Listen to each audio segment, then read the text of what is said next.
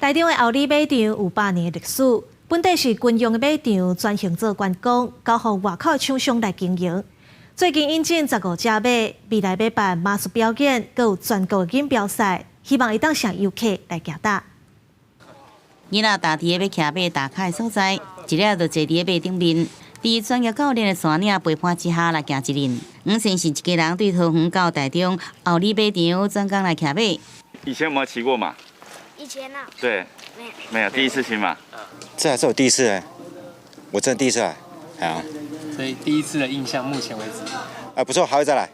后里马场占地大约10公顷，较早是日治时期台湾唯一的军用的马场。1997年转型为观光型马场，部分建筑伫2016年被指定为台中市市定的古迹。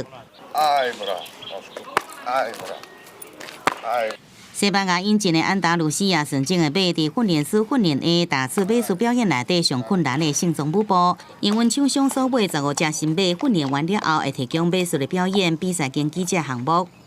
他现在目前在我们的那个团长，就是马建团长的训练之下，就在朝向马术，就是盛装舞步的表演。市府甲后里马场委外来经营，加上原来17只老马，总共有32只马，是近10年来数量上多，而且也甲园区内底竞技场各修理过。伊月底也才举办今年头一场的全国性马术障碍超锦标赛。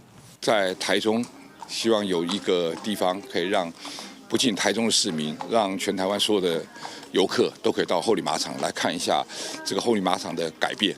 目前包括它的有一些餐饮，然后有一些可能会在做一些血亲的这一个故事馆，这些等等都在规划当中。那陆续都会再增加整个园区的一个服务性的一个设施。今年后里马场有举办14场的比赛，未来也来进行国内马只的探视任务。这个全台历史上悠久、场所上大的马术运动发源地，要来进行活化转变，搁再来展现出100年的风华。